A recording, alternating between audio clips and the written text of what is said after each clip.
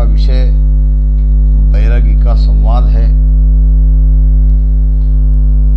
जो कि सदगुरु सुखराम जी महाराज और बैरागी के बीच में बहुत ही महत्वपूर्ण ज्ञान चर्चा हुई है। आइए देखते हैं गुरु महाराज बैरागी के द्वारा हमें क्या ज्ञान दे रहे हैं। पांचू बसे देह के आसे, देह पवन आधारा, के सुख राम सुनो बैरागी, सो सत शब्द हमारा। पांचू बसे देह के आसे, आसे नाम आधार से। ये पांच तत्व शरीर के आधार से शरीर के भीतर में है। अब पांच तत्व तो आप जानते ही हो, पृथ्वी तत्व, जल तत्व, अग्नि तत्व, वायु तत्व और आकाश तत्व। जैसे बाहर में पांच तत्व है, वैसे भीतर में भी पांच तत्व है। ये शरीर पांच तत्व का बना हुआ है। अब बाहर के पांच तत्व तो हम जानते हैं, अब थोड़ा भीतर के पांच तत्वों को जान ले।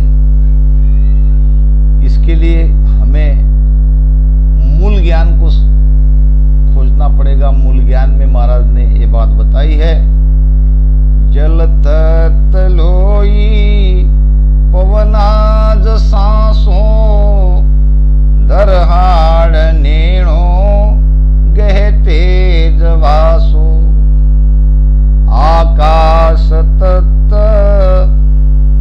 देह मद पोलम, ये तत्त पाच ही जग रूप खोलम। अब भीतर के पांच तत्व कहाँ कहाँ है, इसका भी खुलासा महाराज ने कर दिया है। अब हमको बाहर के पांच तत्वों से कोई काम ही नहीं है। हमारा जो कुछ भी है वो सब भीतर ही है। भीतर से ही पांच तत्व से अलग होना है। भीतर में ही पांच तत्व की 25 प्रकृति है। हमारे भीतर ही वो रजतम सत्व 3 गुण है। भीतर ही हम उलझे हैं और भीतर ही हमें सुलझना है। जल तत्व लोही, जल तत्व क्या है तो खून, लोही नाम खून, रक्त। और पवनाद सांसों, ये जो सांस हम लेते हैं यह है पवन तत्व। धरहाड़ नेणो गहे तेज वासो, धर नाम धरती, धरती नाम पृथ्वी, पृथ्वी तत्व है हमारी हड्डियां अस्थियां। और गहे तेज वासो,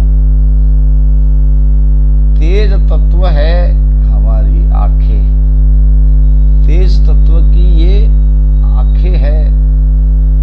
अब आता है आकाश तत्व देह मद पोलम। हम सीधे आकाश को यहां बता देते हैं। महाराज कहते हैं कि आकाश तत्व तो हमारे देह के भीतर जो पोल है, जो खाली जगह है, जो स्पेस है, वो सब आकाश तत्व है। आकाश तत्व देह मद पोलम, और ये तत्व पांच ही जगरूप कोलम। इस प्रकार से ये भीतर के पांच तत्व हमें गुरु महाराज ने बताया। अब ये पांच तत्व है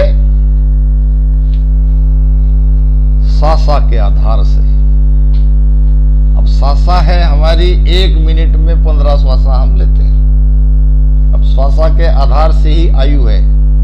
जैसे कि खरगोश 1 मिनट में 35 से 50 तक श्वासा लेता है, तो उसकी आयु बहुत कम है, 10-20 साल। अब कुत्ते में देखो, वो भी 35 साल तक लेता है, तो वो भी 10-20 साल तक ही जीता है। गाय, गधा, घोड़ा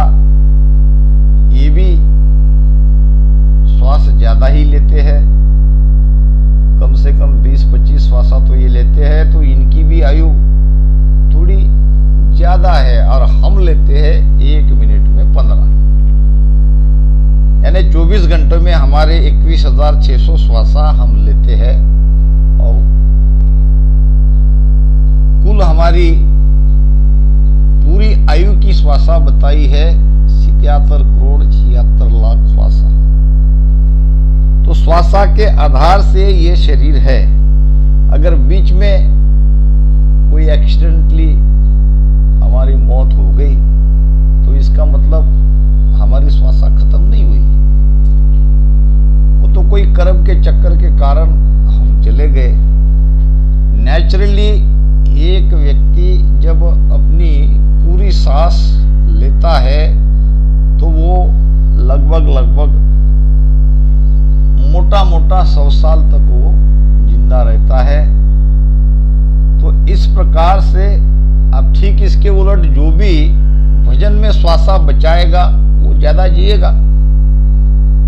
यानी एक साधक का जीवन लॉन्ग लाइफ होना ही चाहिए, यानी 100 साल से भी वो ज्यादा जीवित रहना चाहिए।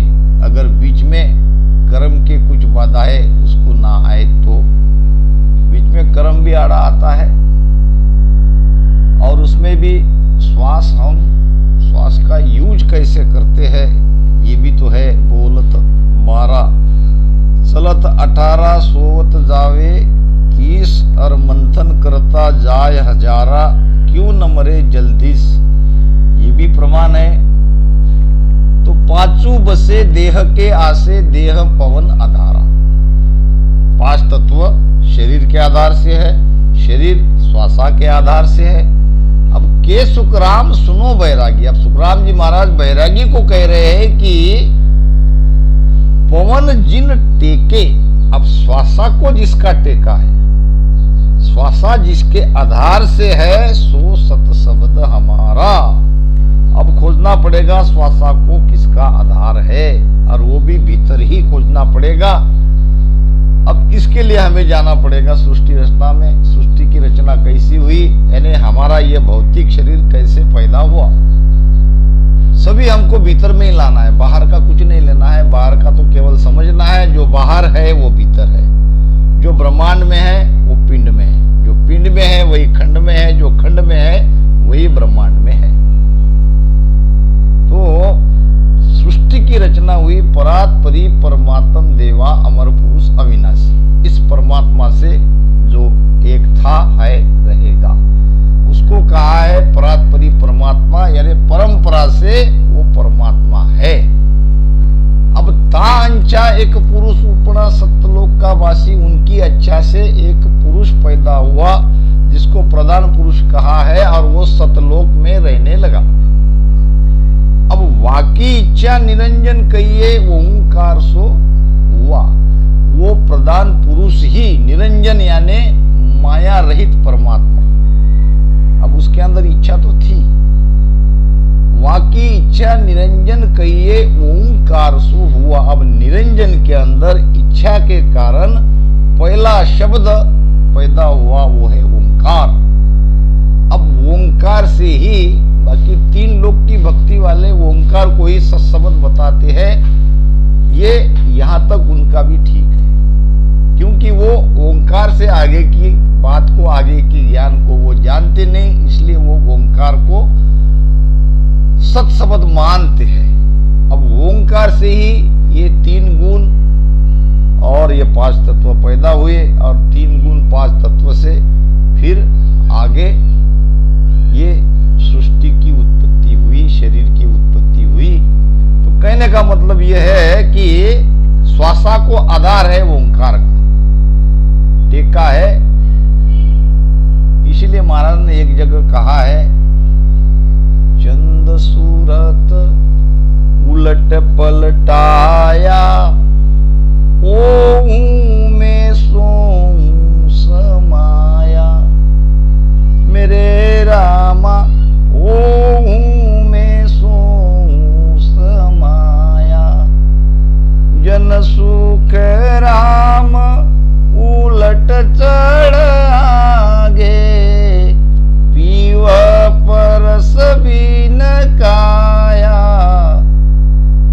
चंद सूरत उलट पलटाया, ये दाएं बाएं स्वर, ये ईड़ा पिंगला स्वर दोनों उलट के पलट जाते हैं।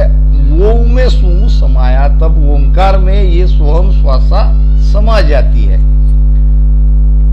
अब क्यों समा जाती है? तो वो ओंकार से ही आई है, उसकी उत्पत्ति ओंकार से ही हुई है। अब महाराज कह रहे हैं कि इस ओंकार को, ठीक है, वो तो उसको भी सत्य कह सकते हैं क्योंकि ओंकार से पवन की उत्पत्ति हुई है, मगर आगे की साख में ये कह रहे हैं कि वो मेरा सत्शब्द नहीं है। यानी जिस पद में मैं जाना चाहता हूं वो पद ओंकार का नहीं है, वो त्रिकुटी का पद नहीं है, त्रिकुटी ओंकार में ही है, त्रिकुटी लग ओंकार। पवना रहे तके सुड़टे के, सोई सबद है उला, के सुख राम तटालग सुमिरे, सोई सकल नर भूला। महाराज ने निर्णय किया है, न किसी की निंदा करी, जो है वो सत्य है, सत्य को डंके की चोट पे कहा है। और जो महाराज के अनुयायी है उनको भी सत्य सुनने की ताकत रखनी चाहिए।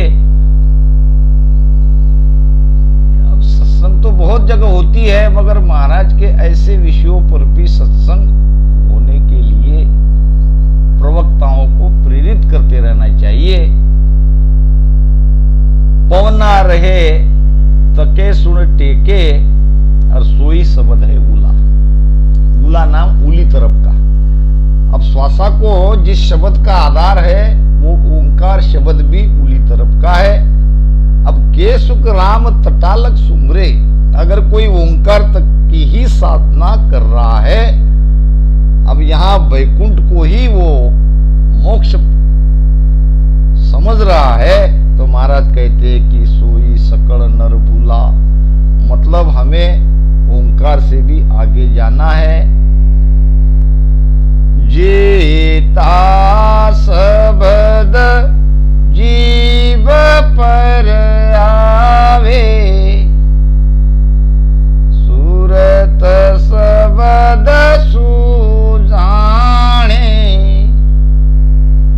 के सुख राम तटालग माया, काचा सूत बखाने। राम जेता शब्द जीव पर आवे। जीव पे कौन से शब्द आते हैं और जीव के शब्द आने का आधार क्या है? जीव है हमारी बैखरी वाणी।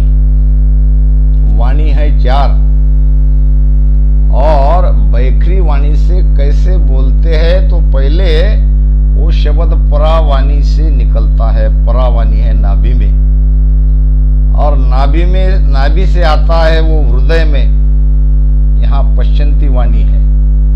यानी एक शब्द जब जो बैखरी वाणी से हम बोलते हैं उसकी उत्पत्ति यानी वो तैयार कैसे होता है? तो नाभि से होता है। परा पश्चंती, फिर कंठ में मध्यमा, वो शब्द कंठ पे आता है और फिर बैखरी वाणी से उसका उच्चारण होता है।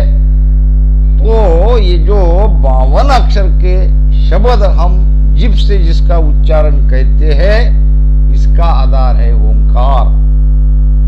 ओम से ही हम बोलते हैं। जेता शब्द जीभ पर आवे, अब सूरत शब्द सु जाने। इसीलिए जीभ से तो हमें राम राम रटन करना है, मगर जीभ से राम राम रटन ही करते नहीं रहना है। हमारा शब्द क्या है इसके बारे में भी सोचना है। प्रारंभ जरूर उसका रचना से, राम शब्द का रटन करने से ही होगा। और ये राम शब्द भी 52 अक्षरों में आता है, मगर ये शब्द आगे सत शब्द में परिवर्तित होता है, क्योंकि ये राम शब्द की महिमा ग्रंथों में, शास्त्रों में, पुराणों में, श्रुतियों में सभी महानुभावों ने मुक्त कंठ से प्रशंसा करी है। राम शब्द की यहाँ निंदा नहीं है, मगर केवल राम राम ही रटते रहेंगे और शब्द को खोजेंगे नहीं। तो फिर महाराज कहते हैं, जेता शब्द जीव पर आवे, सूरत शब्द सु जाने, के सुखराम तटा लग माया। अभी हम माया का ही शब्द रटन कर रहे हैं, अभी हम ब्रह्म में भी नहीं गए, अभी हमारी सुखमना ही नहीं जगी है। काचा सूत बकाने जो कच्चे है, वही ये बैकरी वाणी के सिमरन को, बैकरी वाणी के रटन को महत्व देते हैं। पांडे समझ सिमर हल साई, बिना भजन जुग परले जावे, पड़े कूप भोमाई। निराकार निरधार शब्द को खोजो यातन माई। क्या कह रहे महाराज? समझो और समझकर सुमिरन करो। किसका सुमिरन करो? तो राम नाम का ही सुमिरन करो। अब क्यों करो? अगर नहीं करोगे तो पड़े कूप भव माही। कूप यानी कुआं, भव नाम भवसागर। अगर भजन नहीं करोगे, सुमिरन नहीं करोगे तो भवसागर रूपी कुएं में पड़ जाओगे। अरे बार बार जन्म मरण में आओगे। तो क्या करो? निराकार निर्धार शब्द को खोजो यातन माई। वो निराकार निर्धार शब्द की खोजना घट के भीतर में ही करनी है। घट ही माई देवरा, घट ही माई देव। सब कुछ घट में है। घट में मुक्ति मोक्ष है, जो कोई करे विचार। और बिन सदगुरु सुखराम कहे, दुख पावे संसार। के सुखराम तटा लग माया, यानी जीव का ही केवल रटन का हमारा आधार है। उसके आगे की बात हम जानते नहीं है, तो हम माया में ही हैं। माया की ही भक्ति हो रही है, माया की ही प्राप्ति होगी। और ये जो कच्चा जीव है वही यहां इस पे अटकेगा। अब महाराज ने तो ये भी कह दिया कि सूरत शब्द सु जाने। जो भी भीतर का शब्द है, जिसको हम श्रुति के द्वारा जानते हैं, उससे भी आगे की बात महाराज कह रहे हैं कि इससे भी आगे हमें जाना पड़ेगा। सुनने परे देखने आगे, सूरत दौड़ सुई बारा। और के सुखराम सुनो बैरागी, ओ सतधाम हमारा।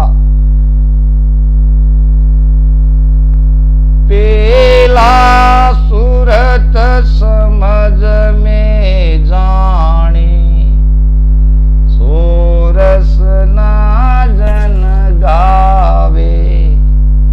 के सुख राम रटिया सुसाधो, परम पद जन पावे। बहुत अच्छी बात महाराज कह रहे हैं। साक उचले देश की, सुनमत की जो बात। अब महाराज की जैसी स्थिति हुई, जहां की उनको अनुभूति हुई, वहां की स्थिति का बखान किया। और हमारे लिए आदेश क्या है कि ऊंची ऊंची साखी को पढ़कर, सुनकर, समझकर वाद विवाद मत करो। ये वाद करने का विषय नहीं है।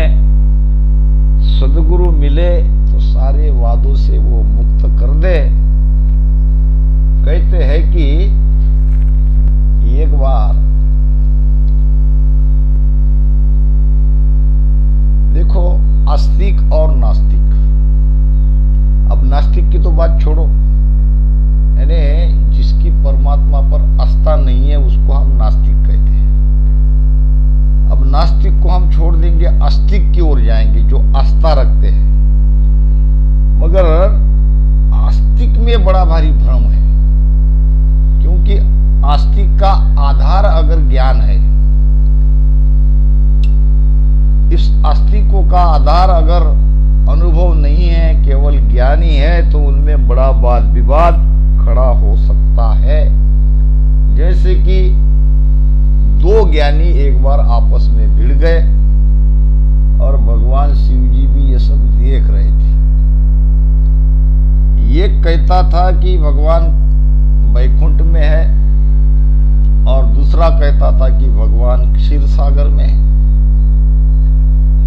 दोनों अपनी अपनी बात पे अड़े हुए थे और अपना अपना पक्ष मजबूत करने के लिए प्रमाण दे रहे थे। आप प्रमाण तो वाणियों से ही देंगे, किसी ग्रंथ से, किसी वाणी से ही तो प्रमाण देंगे, तभी तो अपनी बात वो सच्ची दूसरे के सामने कर सकते हैं।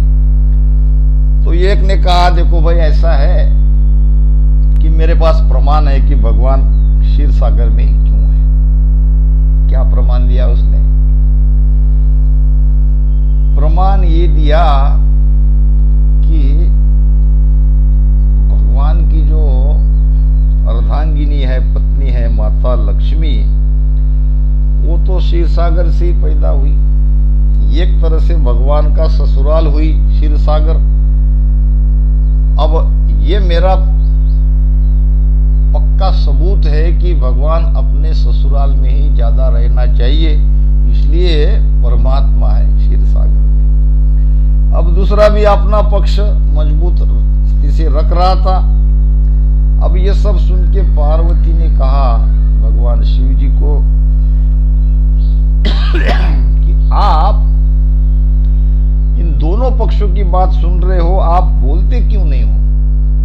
आप क्यों नहीं कहते हो कि किसका पक्ष सही है, किसका पक्ष गलत है?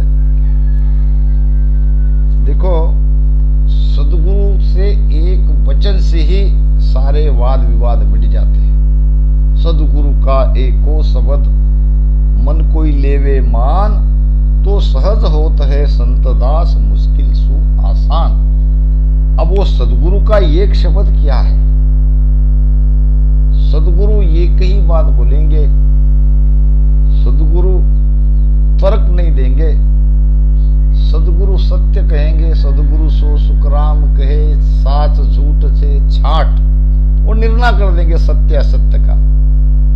सदगुरु सो सुखराम कहे, साच झूठ से छाट, उल्टा होए गढ़ पर चढ़े, सुरत शब्द मन साठ।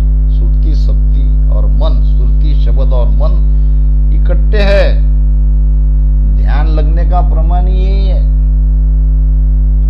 लागा ध्यान खबर तब पाई, सूरत निरत रामेला, मन सो पवन शब्द मिलतीनु, आद घर भेड़ा। आद घर भृगुटी, भृगुटी त्रिकुटी के पास है, आदगर ये भी है 10वें द्वार। लागा ध्यान खबर तब पाई, सूरत निरतरा मेला, सुरती निरती दोनों इकट्ठी है। और मनसो पवन, मन भी और पवन भी, यानी ये ईड़ा पिंगड़ा एक होके ऐसे सुषुम्ना, ऐसे श्वासा यूं ऊपर चढ़ती है। जब कोई कहे कि मेरा ध्यान त्रिकुटी 10वें द्वार में है, तो उसकी ध्यान की स्थिति इस प्रकार होती है। मन सो पवन शब्द मिल तीनों, हुआ आदगर भेड़ा। तो ये मन भी वहां जाता है और सदगुरु के एक वचनों को अगर कोई दिल से मान लेता है तो उसकी मुक्ति आसान है, उसका मोक्ष आसान है। तो भगवान शिव जी अभी तक सुन रहे थे। जब माता पार्वती ने उनको कहा कि आप क्यों नहीं बोल रहे हो, तो भगवान शिव ने एक ही बात कही, हरि व्यापक है सर्वत्र समाना। यानी परमात्मा कहाँ नहीं है। ये जो दो मेरे सामने ज्ञान में इनका टकराव हो रहा है, ये कहता है कि परमात्मा वैकुंठ में, ये कहता है क्षीर सागर में, और मैं कहता हूं हरि व्यापक है सर्वत्र समाना। परमात्मा कहाँ नहीं है? तो दोनों ज्ञानियों ने बात मान ली। बात तो आपकी सही कह रहे हो, परमात्मा कहाँ नहीं है। तो सदगुरु एक ही शब्द कहते हैं और तोल के कहते हैं और सारा निर्णय कर देते हैं। जैसा कि दृष्टांत में दृष्टांत, एक बहुत छोटी सी बात याद आ गई। एक व्यक्ति की अंगूठी गुम गई। अंगूठी समझते हो, चल्ला। अब जब कोई वस्तु किसी की गुम जाती है, वो तो सोने की थी, तो किसी जानकार को वो पूछता है कि भाई ऐसा ऐसा हो गया, तो आप बताओ मेरी खोई हुई वो वस्तु मुझे कहाँ मिलेगी। तो ऐसे वो एक एक जानकारों के पास गया। अब पहले को पूछा तो वो कहने लगा तुम्हारे सिरहाने हैं, यानी जहां तुम सोते हो सिरहाने समझते ना, वहां रखी है। दूसरे ने कहा कि वो तो तुम्हारे जेब में ही है, जेब में जाके देख लो। अब तीसरे ने कहा कि वो तो संदूक में रखी है। गुम गई अंगूठी एक, मगर तीनों अपना अपना ज्ञान, अपना अपना अनुभव से उनको बता रहे हैं कि ये कहता है कि तुम्हारे बिस्तर में सिरहाने हैं, तो दूसरा कहता है तुम्हारे जेब में है, तो तीसरा कहता है तुम्हारे संदूक में है। तो तीन जगह एक अंगूठी कैसे रह सकती है? उस व्यक्ति को ये बात जची नहीं। वहां एक संत महात्मा बैठे थे, जाके उनके दर्शन किए। महाराज, क्या आप पता बता सकते हैं कि जो मेरी अंगूठी खोई है वो मुझे कहाँ मिलेगी? संत ने कहा हाँ मुझे तो पता है, मुझे पता है आपकी अंगूठी कहाँ है और किस में है। तो बताओ बताओ, जल्दी बताओ महाराज। ये थोड़ा मैं भ्रमित हो गया। ये कहता है सिरहाने, ये कहता है जेब में, तो तीसरा कहता है तुम्हारे संदूक में। अब न वो जेब में है और न वो संदूक में है, तो न वो सिरहाने है। फिर बताओ बताओ महाराज, जल्दी बताओ वो कहाँ है। तो महाराज कहने लगे वो सोने में है, सोने में है। फिर वो तीनों वहां सुन रहे थे महाराज की बात। वो तो कह रहे ये बात तो हमको भी पता है वो सोने में है। कहने का भाव सदगुरु एक ही शब्द से निर्णय कर देते, मगर ये बताओ को एक्चुअल में वो अंगूठी कहाँ है। तो महाराज कहने लगे मैं यही तो कह रहा हूं कि वो जहां कहीं भी है वो सोने में ही है। तो सदगुरु निर्णय कर देंगे। तीनों को मानना पड़ा कि हाँ भाई ये बात तो सत्य है। सभी कहने लगे वो सोने में तो है ही है, वो सोने की अंगूठी है तो सोने में ही होगी, मगर ढूंढ रहा है वो उसे मिल नहीं रही है, वो कहाँ मिलेगी। बात यह है बड़ी महत्वपूर्ण। इन्हीं शब्दों के साथ वाणी महाराज को यहाँ विश्राम देते हैं। राम राम सा राम।